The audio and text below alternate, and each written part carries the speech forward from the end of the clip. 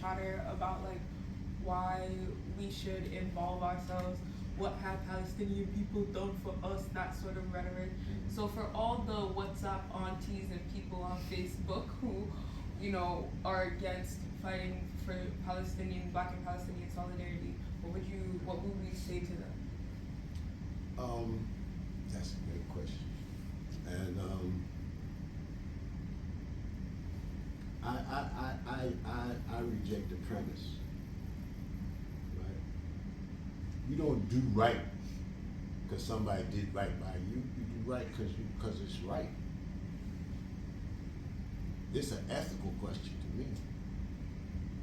If you're a human being and you see other human beings going through that kind of suffering, the first question you ask yourself should not be, what have they done for me? It should be, what can I do to help them? So that's the first answer. On the ethical, moral side, this is an immoral thing that is happening. And all of us, I don't care, most of us, there's a few atheists I know among black people, there's a few of us. But even the ones that don't go to church really believe in God. And how can you believe in God and see this devilish thing happening and don't feel a way about doing something? It ain't got nothing to do with what have they done for us. Now, the truth is, they've stood by us through our fight for our independence and our liberation, and we have fought side by side with them. If you don't believe me, ask Nelson Mandela. And he ain't the revolutionary I am.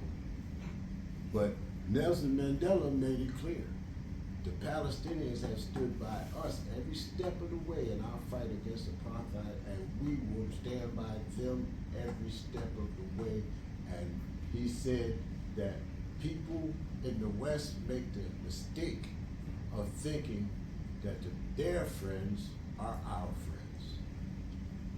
And they are not. Our friends are the ones who come to our aid and our assistance. And the United States was opposed to our anti-apartheid. The states of Europe were opposed. This is thing you gotta understand. You know, they be opposed to stuff till they ain't, right? They was opposed to Martin Luther King. They just put a statue up. But when he was living, the U.S. government was his primary enemy, and those of us in the movement are very well convinced that they the ones who killed him, along with Malcolm. So don't be fooled by these people just because they saying something with, you know. The other part of that question is strategic.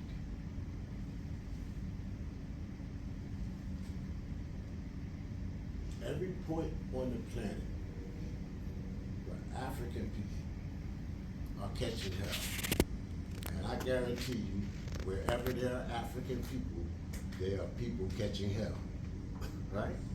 And all of those places are a front line in the overall struggle to defeat our enemies.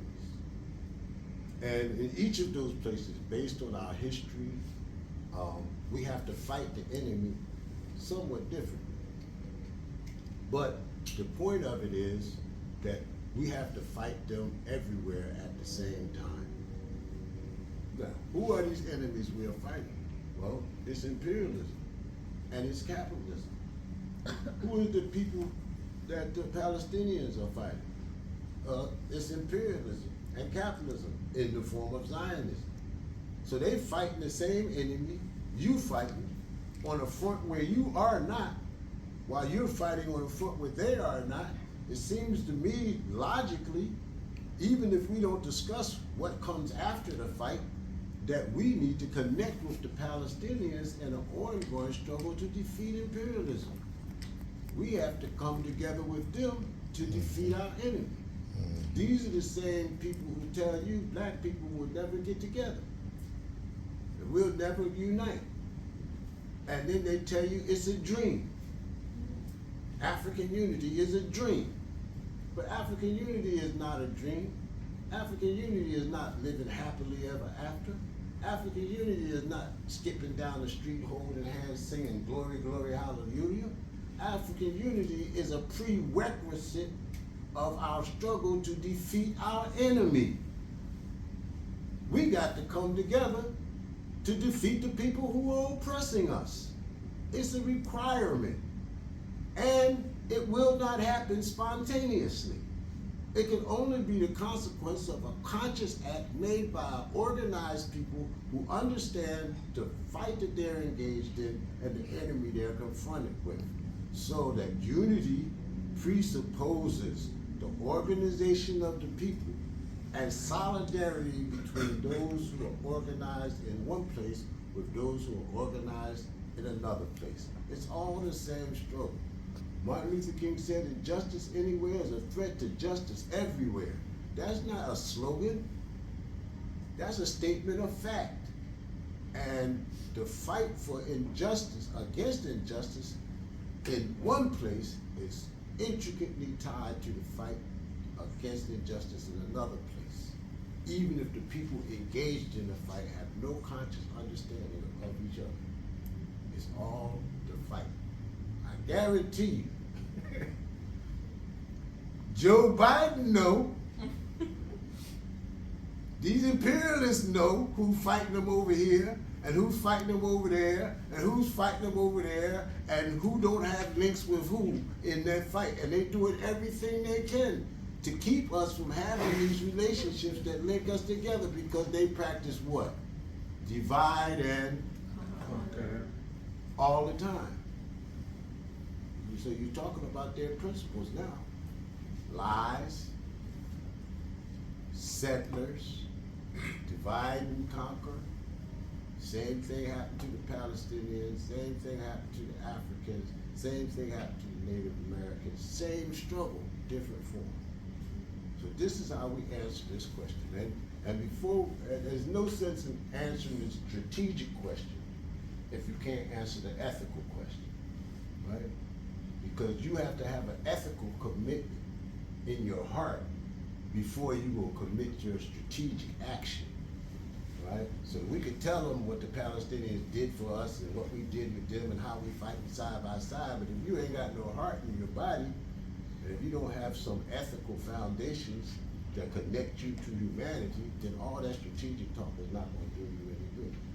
So this is why we say first for, and there's another add on to that. Most people don't think about ethics and morals as part of their intellect. They think my ethics and morals is over here, and my rational thought is over there. And because they divide these things like that, they miss the battlefield. Because the battlefield, the primary battlefield, the one that comes before all others, is in our hearts and our minds. The ideological arena is where we fight. We're fighting for the principles that motivate you. We're fighting for the morals and ethics that invigorate you. We're fighting for that heart and soul that connects us all together. And it's by winning that ideological struggle that we put ourselves in a position to engage in that practical struggle. So whenever we're talking to students, you know, I like to reach in your chest and make you feel something, you know. So we agitate. I always talk about